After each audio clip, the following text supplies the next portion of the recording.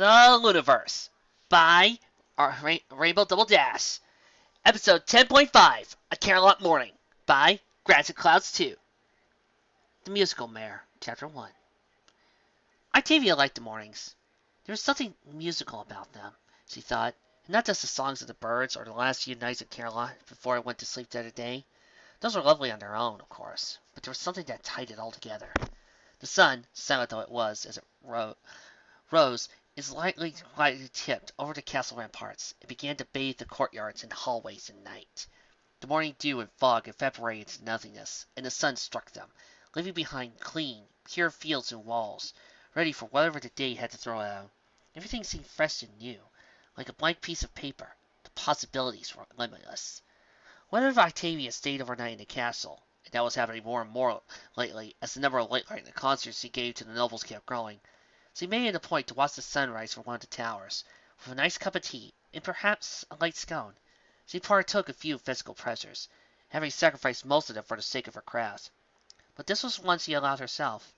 These mornings often inspired her, even, giving her ideas for her next compositions, and putting her in the mood to practice some of her more joyous, hopeful works. The cellist strained the last of her tea, as she watched as the Canterlot streets continued to come alive. Though the court was nocturnal, most of the rest of Canterlot was still worked by the sun, and she could still see the residents beginning to open their windows and perform their morning chores. From somewhere close by, she heard hoofsteps and shouts of marching ponies. The royal guard out for their morning drills. More distantly, the early express tooted its horn as it began to journey to furthest reaches of Equestria. Near and far, the sounds of the city were that of a town waking up for a brand new day. Octavia smiled, savoring those sounds. She heard them all with a clarity and precision that she knew few ponies could ever match. 30,000 hours of cello practice, of listening training, of relentless effort, to sharpen her ears to the point where she could hear even the faintest deviation of a note from the intended frequency. That she could hear sounds too nice was a bonus, one that she took great pleasure in. It was a reward, Octavia liked to think, for her hard work and discipline. The gray-coated mare smiled as she rose from her seat. It was a beautiful day. She just had a beautiful morning. Now she had 4 hours all to herself, where she could further refine her talents and master her craft. The mare shut the window and trotted over to the music stand in her cello. No pony could disturb her as long as she practiced. The floor, ceiling, interior walls of the room had been perfectly soundproof, and she had verified this herself. Not even she could hear anything from inside the room from outside, or vice versa. The outer wall wasn't soundproof. That would have required treating the external surface, and as she was near the top of a tower, that wouldn't have been safe. But unless some pony was hanging onto a wall, that wouldn't matter. She would be free to experiment and improve without having to worry about some passerby pony hearing a mistake. It wasn't like her practice room at home, she thought. As much as she tried, she hadn't been able to soundproof it perfectly. And while her neighbors were perfectly kind, she hated the thought of them hearing her mistakes or incomplete compositions. But one thing Greengrass had promised her when she had signed on with him was a practice room in Greengrass. Just like that, her mood had vanished. Clenching her teeth slightly, Octavia picked up her cello and carefully balanced it. Greengrass wasn't important, and the more she could just forget about him once she practiced and performed, the better. There was only the music, transformed by her skill and her instrument from notes on a page into glorious, beautiful sounds. This particular warm-up piece was a light and happy ditty, not without its complexities, but still simple enough she could play it without much thought. She picked up her bow, took her cleansing breath, and focused on the cheerful, upbeat energy in the piece, and began to play. 5 minutes later, when she was done, she had to admit it hadn't gone well. She had gotten all the right notes, of course, and the gross details, dynamics, tempo, phrasing. It would have been acceptable for the most private parties in many concert halls. Even many of the nobles would have liked it. But Octavia knew better, and she was too honest with herself to pretend that it was a good performance. That spark, the happy choir to the piece, wasn't coming through, and the tones were just too muted, the phrasing a shade too constructed, and as a result, the music just didn't meet her standards. The cellist looked out a window in a faint attempt to recapture her good mood, but she knew it was a futile, and almost immediately chided herself for her weakness before turning away. She had never before needed to worry about her emotional state before a performance. Calm and tactile by nature, she could easily connect with whatever emotion was needed for a particular piece. But lately, she was finding that harder, especially for happy and light works. Octavia, unlike many of her colleagues, did not believe that a musician should attempt to put herself in a mood conjurant with whatever music she was about to play. She had tried it, on recommendation from her teachers, but it had always felt fake, and so had the resultant music. She could make herself happy by visualizing a beautiful morning, or a perfect performance for Luna, but that was never the precise shade of happy inherent in the piece. It might be close, but for her, close was never enough, and the resulting mismatch between her own amusements and the music always dragged down the performance. She could hear the incongruity, even though nobody else could. Rather, she had tried to connect with whatever emotion was already there in the music. Her own mood, she figured, was not relevant, so long as she could feel the sadness and the lament of Dalimere, or the sheer joy and the triumph over Tirek. What did it matter if she herself was happy or sad? It was the music that was important, not her, and by now she had perfected her ability to forget herself and immerse herself in the music, to demonstrate whatever emotion had been inscribed there by the composer, without letting her own feelings leak into it. Were her performances influenced by her own personal style? Yes, but in deliberate ways. Particular phrases she chose for specific reasons, or carefully controlled, improvised sections to reinforce certain themes. Nothing so frivolous as being sad that day. Or at least, that was how she used to be able to perform. But lately, she was finding it harder and harder to look past herself and play happier works. It's like there was a wall there, preventing her from connecting with them. Octavia shook her head and hefted her bow again. She knew why she was having trouble connecting with the happy pieces. It didn't matter. She could work through it.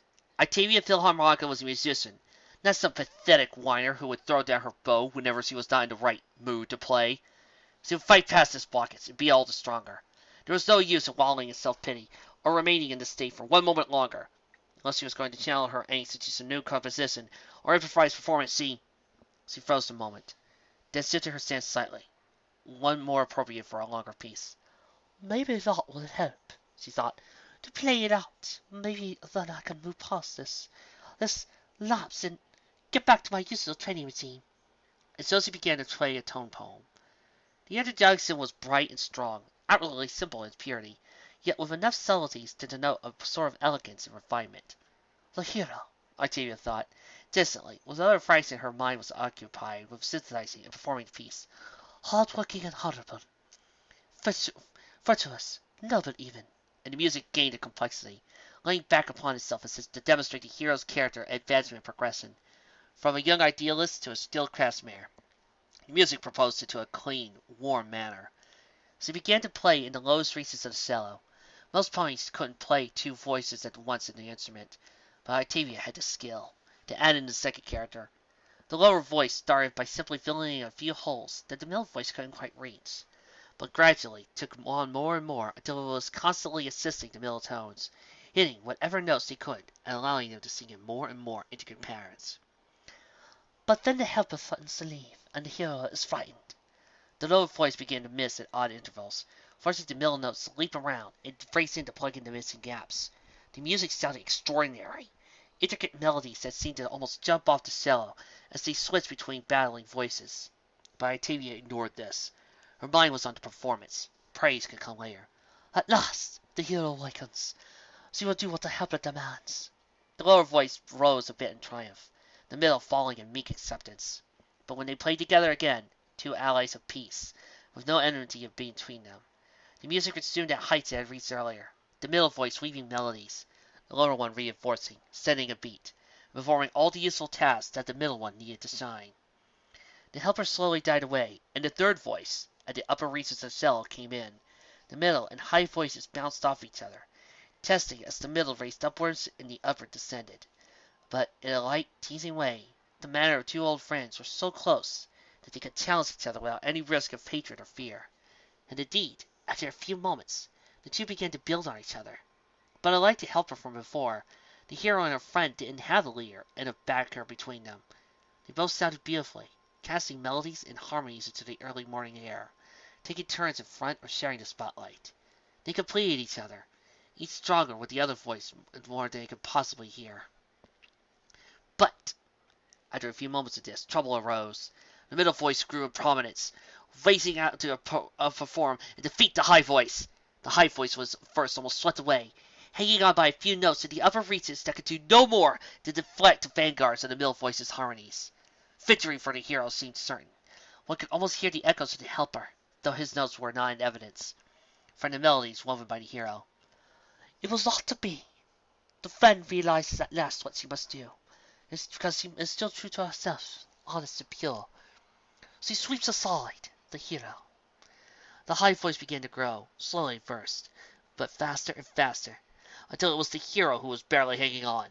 And this was no longer a sweet tune, but a vengeful rampage. The hero's melodies were shattered or thrust aside by the unstoppable force of the friend, who drove the shuttle down in a whirlwind of sharp, pointed harmonies and a single melodic line that parched on outwards unstoppably and left no room to escape. The middle voice collapsed, and the friend's melodies were the only ones heard. In the end, Octavia played a few melodies of the friend, now mournful, but still undaunted and unbroken. A mare who still had the integrity to face the world. The helper there was too, much the same as before. None of this had hurt him in any way. But the hero, well, the final melody was limping and sad. There was still beauty there, and of course skill. But it was clear that the hero voice had lost something very important. The piece ended on a few final notes that trailed off, as if falling wherever the hero had discarded. Octavia glanced on her stool when she was done, emotionally drained. She realized, to her sight surprise, that she spent almost an hour playing. That was a lot longer than she planned, but that she felt like she accomplished something. She felt refreshed and clean. Lord, it's truth that I'm still honest in my music, if in nothing else. She thought, whatever I said to Lyra, whatever my other to play the traitor's acts, the integrity of my music is not compromised. I suppose that is something. She did not often wonder whether or not Lyra would forgive her in betrayal. In a certain sense, it did not matter. She judged herself by her own standards, nobody else's, and, by those standards, she committed a foul and traitorous act. How often the Duke said that every pony did it. But sometimes, in her more wistful moments, she did find herself wishing that Lyra would write her and tell her it was all right, that she understood, that she was forgiven, and that they could again be friends. Then she caught herself and cast those thoughts out. If Lyra wrote that, it would be a lie. It was not acceptable what she had done, and she deserved no forgiveness. On top of that, now that she apparently wanted Lyra to lie in order to make her feel better, another crime on top of the first. So Octavia forced herself not to think of such things. She had failed. She was not worthy of being Lyra's friend, and that was all there was to it. But at least she could appreciate that failure and see it honestly, even to the point of demonstrating it in her music. Moreover, even though her piece was critiquing her, she hadn't let that stop her from playing her best. There was a kind of honesty in that. Still, I don't think I played that one in public, she thought. A small smile. In terms of technical skill, it was extraordinary. There was definitely beauty there. It was a very dark and depressing piece, like a painting of some horrible tragedy. An excellent portrayal of something no pony wanted to see. The kind of music you would play when sentencing some famous war hero on lesson, after having uncovered some horrible scandal, not suitable for dinner parties and ceremonies I play at. She drank from her water bottle and rose. She felt a lot better now, and was feeling up to trying that warm-up piece again. She felt confident that she could play it correctly now, and that maybe she could move on to her real pieces. She had a new sonata for the wedding of Viceroy Poussin's cousin that she had to finish. She was scheduled to play for one of Fancy Pants charity balls later that week. She had needed to practice the core piece of that performance, the Sonata Grande and the Flash Brillante. She heard the faintest noise coming from the direction of the window. Most ponies would have disregarded it. After all, it sounded like a hoof step. It was obviously impossible for a pony to be walking on the outside of the tower, set aside the walls that were vertical and almost sheer.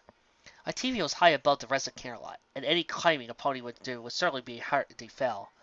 The logic gave even Octavia a moment of pause, but her ears were among the sharpest in the country, and she had rarely made mistakes. As she heard some interloper, they were there. Is it an obsessed fan who wanted to hear me practicing? No, more likely it's a political spy, Octavia thought, frowning, as she went over to the window to open it. Who would have thought that being a court cellist would lead to so much intrigue? Well, it's my own fault for getting involved in it. Octavia looked out the window, and then carefully examined the tower wall. Didn't see anything. The wall appeared to be perfectly empty. And so, she really was hearing things, in which case she had a serious problem, or whoever was spying on her was invisible, which was also a serious problem. She did know some techniques to find invisible or illusion ponies, mostly by playing a note or listening for oddities in the echo, but they didn't work outside, when there's nothing to echo against. What could she do now? She heard another faint sound, sudden panic scraping on stone. She turned so that way she was looking straight up the tower, at least as much as she could, and squinted. Was there something vaguely hazy above her? She couldn't tell. Her eyes were no better than an average pony's, and she couldn't see through illusions. But she was absolutely confident that the sound had come from this direction. "Can I help you?" she asked. There was definitely a sound in response to that, a rustle of fabric and stone, like whoever had been spooked and was gripping the wall a bit more tightly. "I can't hear you," said Octavia. "If you want to listen to my performances, purchase a ticket. I am—" The space above her shimmered, and suddenly she could see a pony head looking at her. It was covered in a mask with colors rippling across it. Some kind of unicorn weave, probably. All she could see beneath the mask were eyes, two bright, curious orbs. "Oh," said the funny head, I am sorry. I know it was terribly rude of me to eavesdrop." The voice also sounded familiar. A female voice, light, musical, and refined, but Octavia couldn't place it. It was distorted in some way, just enough to mask its owner. "But I was just passing by, and I heard your music. It was so extraordinary that I couldn't stop but listen. I wasn't aware that burglars adored the Grasshopper Sonata." "Yes, Octavia. Calm, stay calm. That's not really a talking head. The rest of her body's still invisible, that's all. I don't know if she's a spy, a burglar, or some complete lunatic, but I will not be afraid. I am Octavia Philharmonica, and I will not be scared by some deranged mountaineer groupie.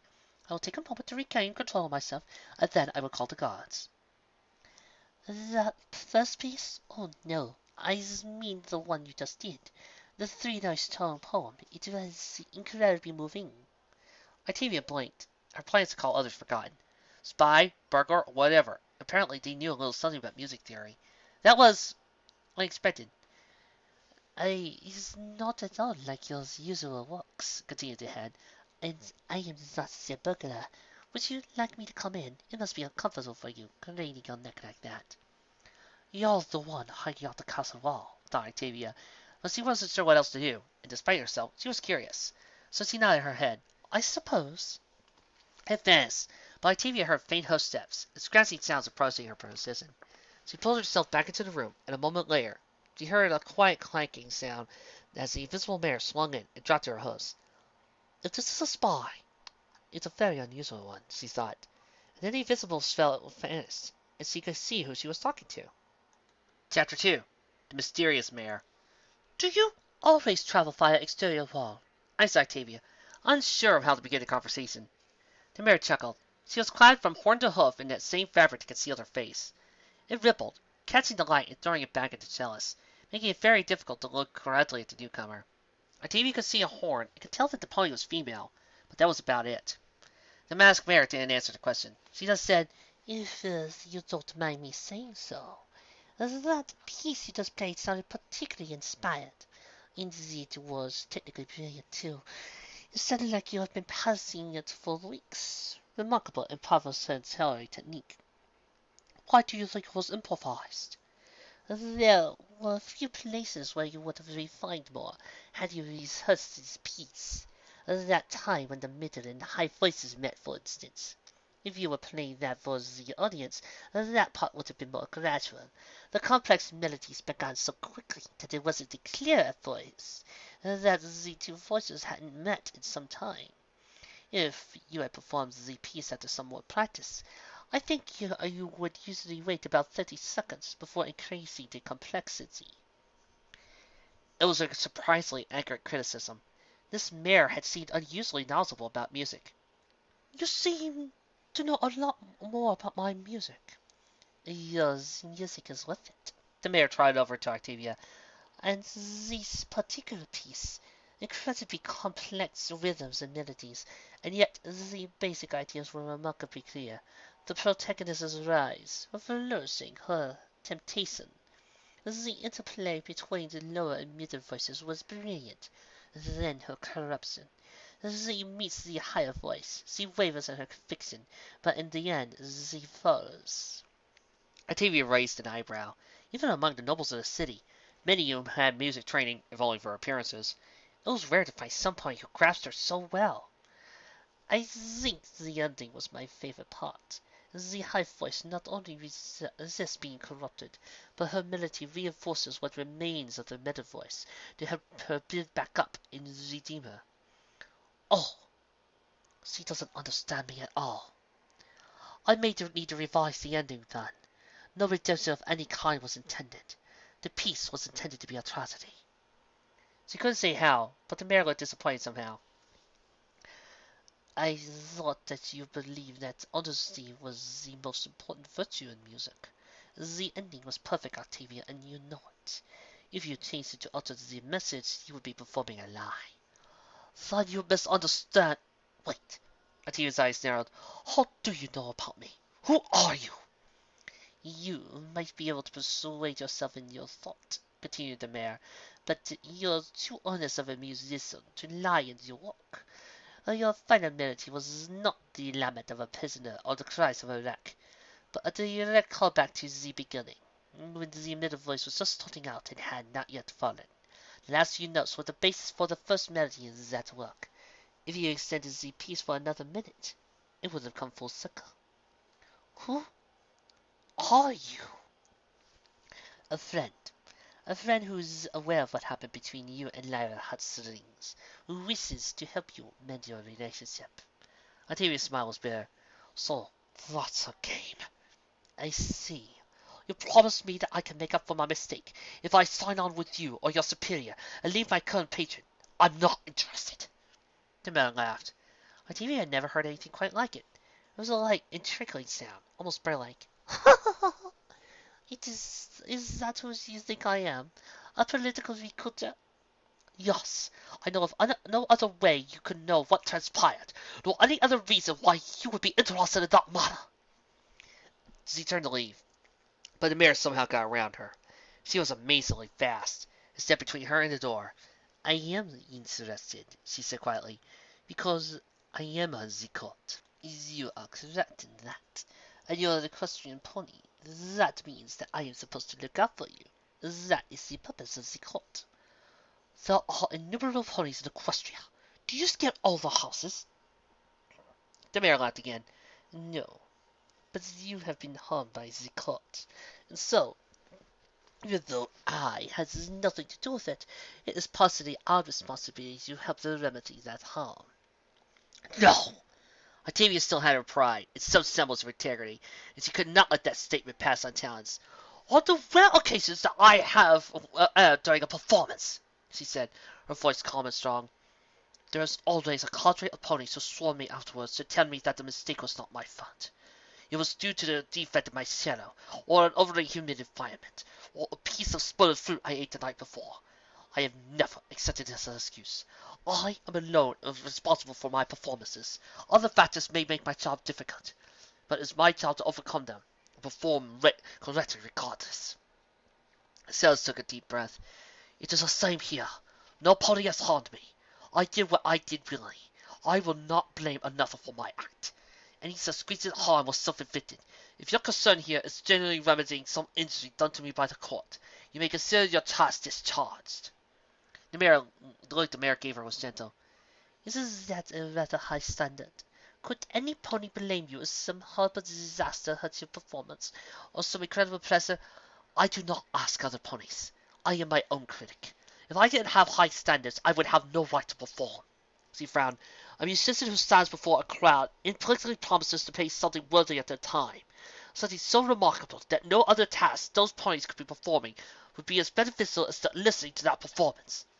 If I could only play as well in a clean, perfectly controlled environment, I could never hold up my end of that bargain when I took up the stage. Mary tilted her head. I see. You'll take your job very seriously. Yes. So if you're here to convince me that I am an innocent victim who has done nothing wrong or... Oh no, Octavia. I respect you for taught you much lie to you like that. The mayor began to approach the door. You took a step down the wrong path. I am just like to help you understand that you can get back to the right one. Why don't we have some tea and talk about it? I have to practice. This will take long, and it is very important. The mayor's voice grew more serious. Lyra needs your help, Octavia. I cannot help her. That is very unfortunate. The mayor's voice became harsher still. Because without you, it is likely she will be hurt. We both know what your patron wants with her, and what he will do when he learns he can't have her. I have no influence over him, or no power to shield her from his grasp. There will come a time when Lyra will depend on you. The mayor opened the door. If you want to be able to help her, come with me. Slowly, as if hypnotized, Octavia followed. The tea was very good. Octavia had never tasted anything quite like it. It was sweet without being cloying, and strong, not overpowering. It is my special blend, said the mayor. She still hadn't removed her bodysuit. In fact, it turned invisible again when they left the practice room, and Octavia had been forced to follow the mayor by her host steps. She only made it visible again when he entered a small, secluded door into a cozy living room with no hints of who owned it. My mother made it when I was young. The mayor shrugged. Does my name matter? It's good, said Octavia. By the way, you still haven't told me who you are. The mayor shrugged. Does my name matter? I'm trying to help you. My patron said the same thing, and he has, in many ways. My agent can scarcely keep up with the bookings, and even 5 stories and 5 suites of my services. Octavia is pleased. I know you aren't happy with obtaining your successes this way. Octavia bowed her head and said nothing for a long moment. Then, what do you want from me? I want you to help Lyra when she needs it. Which means I want you to acknowledge that you can. I had that opportunity before, and you know the course I took. She shook her head. Like you said earlier, I value honesty. I will not pretend that I have more integrity than I demonstrate. So take a different course next time. The mayor rose. Octavia, have you wondered why your patrons elected you? You're a spectacular musician, but there are more than one of those in Canterlot. Because I was Lyra Hostring's friend and mentor, and so could influence her the most. Why has he retained you, then? I have access to every noble who commissions a performance from me.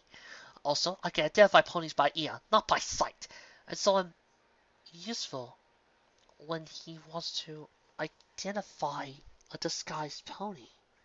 The second part seemed to surprise the mayor. By their hoof patterns, I suppose. Yes, by the gaits. According to my patron, most ponies in the castle with illusion magic only taste how they look, not how they sound. Even Faultypots, who I understand is supposed to have a sense of magical talent, makes the same mistake. He was in disguise at a big social last month, pretending to be a Pegasus servant. Apparently he planned to surprise his male friend Fleur-de-Lis, but when I heard him walk by and saw him without knowing that he meant to keep his presence a secret, greeted him by name. My patron was impressed. He said that I am very unusual at being able to hear that well. And how does he know you be used at hearing, or, for that matter, your access to other nobles to hear him? The mayor approached Octavia. He knew how critical you are of yourself. He knew that. Once he manipulated you into thinking you couldn't resist, that you would sell out, you would never permit yourself to think otherwise. You would forever work for him because you couldn't forgive yourself for that one error, and allow yourself to think that you couldn't resist him. Octavia hesitated. She never told any pony what she was about to say. You act as if I've never tried to fight him before, as if he swindled me or took me by surprise. That was not the case. It had been obvious for days he was going to try to recruit me. He sent me messages, attended my concerts, even arranged for me to play at the prestigious charity ball. Well, I thought he passes his all parties, and then linked out that he had done it. I had no desire to work with him. I wanted to, of course, to raise based on my own talent. I laughed to myself for a week at how foolish he was, tried to buy me, and imagined myself extorting him and sending him home hoof when he finally approached me. I was prepared as I could be. It didn't matter. What exactly did he offer you? He had me meet with him in his office in the castle. He told me that, if I helped him for a few small favors, he could ensure that I was playing for members of the court day and night if I chose. Any orchestra in the country would have to beg to have me, and if I didn't, he would end my career, as he told that I could not find work anywhere, and all I could see was myself as an old crow with a dusty instrument that hadn't been used played for all these 50 years. I saw myself, prevented from doing the only thing I ever wanted to do with my life. She bowed her head. I accepted his terms, and I knew I would accept them again. Would you? Knowing what they cost you? Octavia hesitated. If he approached Lyra with those same terms, what would you tell her? To reject him, Octavia said immediately. The mayor raised an eyebrow knowingly. But, Octavia blushed. No, Lyra has more to fall upon, and her character is superior on that. Be honest with yourself, the mayor interrupted. Please, consider that you're better than you give yourself credit for. Octavia hesitated for a long moment before shaking her head. I am only as good a musician as I am, she said, because I do not forgive myself any error. Yes, that is your weakness. Greengrass is exploiting it, said the mayor. When you have a weakness in your technique, you correct it. This is no different. If you want to be a great musician and a true friend, you need to be able to forgive yourself. And suppose I take your advice. Inform Lyra that I will aid her, try again, and fail. Mayor chuckled. Do you hide from difficult tasks due to fear of failure, Octavia? Do you tear your wafer chairs in pieces? Is that what a true musician does? Octavia didn't answer. Instead, the cellist finished their tea and rose. She was feeling, quite strongly, that she needed to escape the room. Unless the mayor started to sway her. I will think about what you said. I really must return to my music now. Thank you for the tea. You're welcome. If you want to speak again, just stick a piece of parchment outside your practice room window. I will find you. Octavia raised an eyebrow. Do you climb that tower every day? Yes. I find it particularly exhilarating form of exercise. And the gods don't mind. That is half the fun. The mayor sighed, laughed. It was bright and joyous, almost like Greengrass's laugh, but more wholesome somehow. But if you wish, I won't climb that tower while you're practicing. I play music myself a little. I know it can be irritating to be eavesdropped while practicing. I would appreciate that. Thank you. Octavia exited the room and began the long trot back to the tower. Fancy Pants smiled. Last chapter, epilogue. When he entered his quarters in his castle. Hello, dear! Fliz formed little invisibility. She was hanging from the ceiling by her hind legs, reading her report. Hi. She jumped down, flipping so that her landed on her front forehooves. She tried over to kiss her cold friend. She asked, how was your night? Productive. I think I'm finally starting to nail down Greengrass supporters. And what are you smiling about? Fur's eyes twinkled as he slipped behind Fancy Pants and shut the door. Oh, I was just remembering a certain charity ball a little over a month ago. You know, the one you were going to go into disguise as a Pegasus servant to? Yes, what about it? You wouldn't tell me when I saw you why you dropped the illusion, but I was having a delightful chat with one Miss Octavia Philharmonica over in that little lounge in the Eastern Tower, and Fancy Pants' face was bright red. Oh! Her giggled. Didn't you tell me once that you were so good at illusions that you could fool even these little boats? But I suppose a cellist is a different thing. All right, Fancy Pants smiled and bounded to feet. But let's be fair. Philharmonica's hearing is remarkable. I don't think anybody can get by her. Ha ha ha! He chuckled ruefully. How long did I take her to identify you? First smile became a bright red grin. She didn't, did she? Don't be upset, dear. I did learn from the best. Fleur slid over to the kitchen area. She was almost skipping with happiness, although more of it was due to Fancy Pants' return to her triumph. Well, half of the happiness at least. But no, she has no idea who I am. How? Fancy Pants paused, looking at Fleur walk. Wait, that's not how. Fleur poured 2 glasses of wine. When she tried back to Fancy Pants, the wine was hovering before her. It was with more refined and regal motions. You taught me how to talk, move, and even do rock to fit in with these high society ponies. But I never forgot how I used to be. Octavia can identify ponies by their gait, but I have too. The high society concert one you taught me, and the straight one I used to use. She's only ever heard me in my role as your empty-headed consort. I just used the gate that she hadn't heard before. Ah! Fancy Pants stretched and sat down on the couch on one end of the room. You surpass me once again. dear, if I didn't surpass you on occasion, this would be quite a dull relationship. They both laughed and snuggled together on the couch. Fancy Pants sighed in contentment. I'm a little surprised, though. I thought you weren't going to talk to her for another week or two. I wasn't, but I felt bad for her. For his happy expressive face, she looked angry. It's not all right what Greengrass is doing. Half the nobles in the court will forgive themselves any crime and failing if it's in the service of level power, and that's if they see anything wrong with what they do in the first place. Octavia won't forgive herself for anything, and blasts herself for even the smallest fault, and then Greengrass convinces her that he's the most corrupt and least honest among them. He has no scruples, Fuzzy Pants said. I hate him. Fleur shook her head. Thinking out other nobles is one thing. Half of them deserve it, and they at least took the risk knowingly. But involving civilians, the police he is supposed to protect, having them so he can manipulate them more easily. I know, dear. Fancy Pants nuzzled up against her. I don't like him either, but we have to be careful.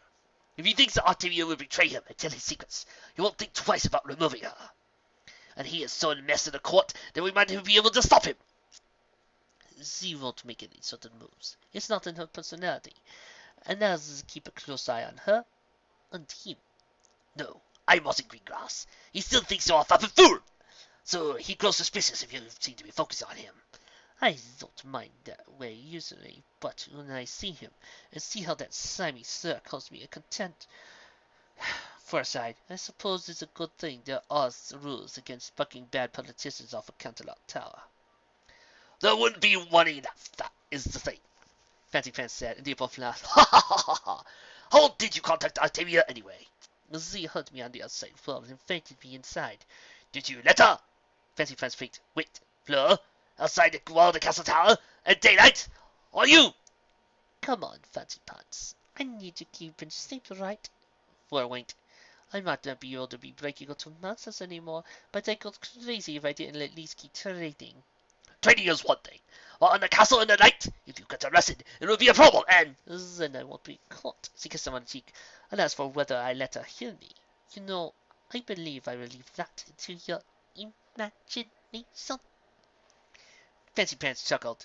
He couldn't stay displeased for her for very long, as he knew that she was very skilled at not being seen when she didn't want to be. I think I can guess the answer. But, back to what we were looking at. What about the elements? As for if Greengrass moved tomorrow, would they be able to beat him? I doubt it. I'm worried about Trixie's political abilities. She beat Octavia, but Octavia's talents aren't suited to a political fight. Going up against Greengrass, she needs help. And Greengrass can offer more to most ponies than she can be used to what she can. So she can't hope to buy or trade for allies. So she needs friends, Fleur said. Ponies who will stand by her, even if it's not the most popular option. More than that, she needs to be a friend.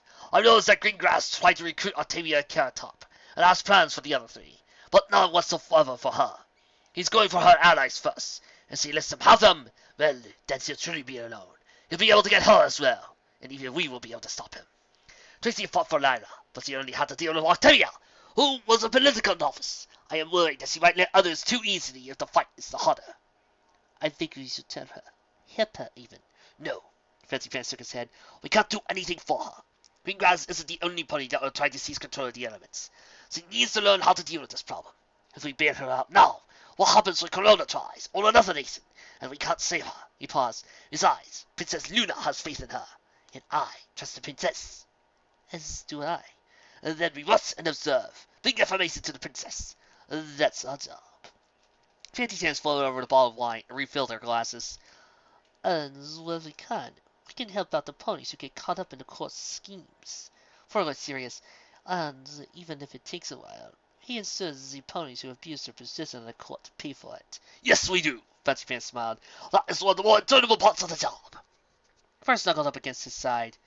By the way, if you learn to archetype a gate, I'd love to teach you.